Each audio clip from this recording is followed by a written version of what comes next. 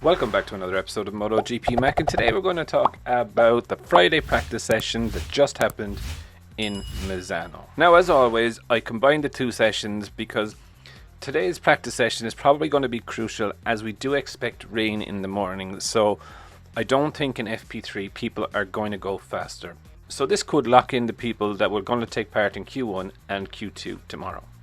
Bastianini was fastest from Bagnaia, Jack Miller, Zarco, Quattararo, Viñales, Espargaro, Martin, Bezzecchi, Morbidelli, Pol Espargaro, Oliveira, Brad Binder, Rins, Alex Marquez, Nakagami, Digi Antonio, Michele Pirro, Luca Marini, Andrea Dovizioso, Stefan Bradl, Raul Fernandez, Remy Gardner, Darren Binder, and Watanabe on the Suzuki.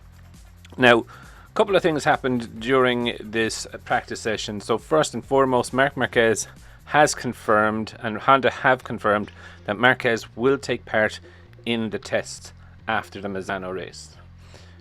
Also, Pecco Bagnaia at the end of FP1 thought that he was on the last lap where the session was finished and got in the way of Alex Marquez and got himself a 3 grid slap penalty for the start of the race.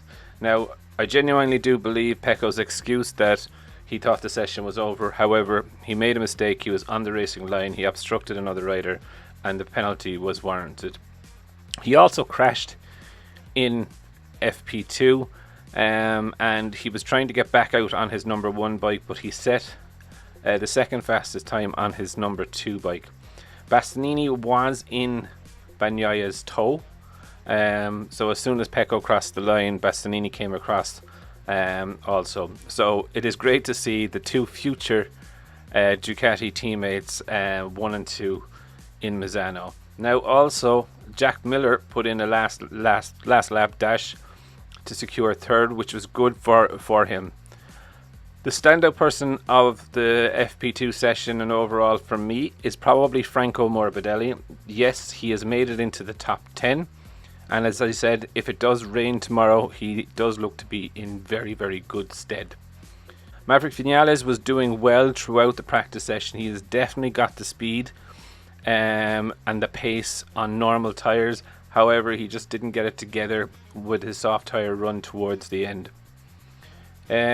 A kind of a surprise for myself, if I'm very honest, to see Luca Marini down in 19th. You know, as he is one of the VR46 guys, you know, this is their second home, or their first home, if you really want to say it like that. So I'm kind of surprised to see him down there. Now, normally I would say, you know, they're within the second. He's 1.2 seconds off Bastianini, and he's a second off Pecco. So while it's not so bad, it is just a surprise, I suppose. Dovizioso taking part in his last FP1 and FP2. He has a surprise on Tuesday. He is going to take part in the test, but he has a surprise on Tuesday, but he's not telling anyone what it is going to be.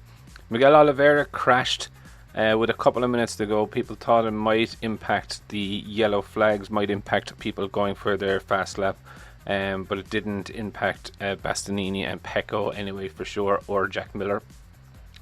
Bezzecchi secured himself in the top 10, and again, Martin didn't do too bad. Now, he is pretty annoyed, Martin, that he missed out on the factory team.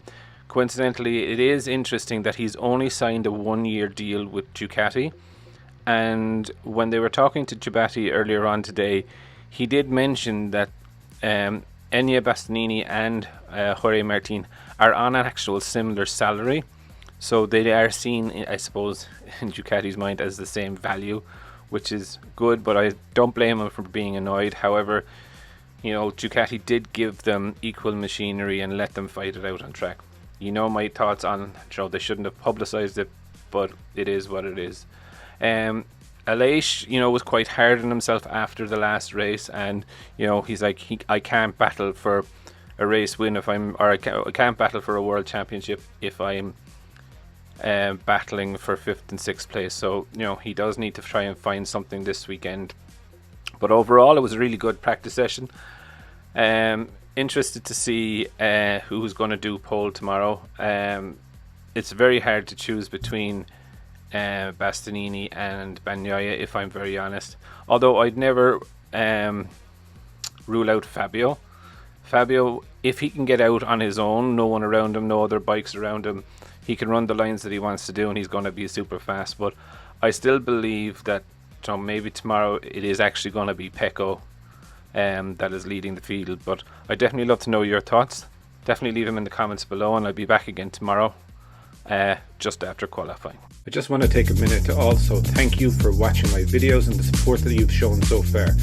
If you haven't subscribed already and you would like to subscribe, it would mean an awful lot to me if you did.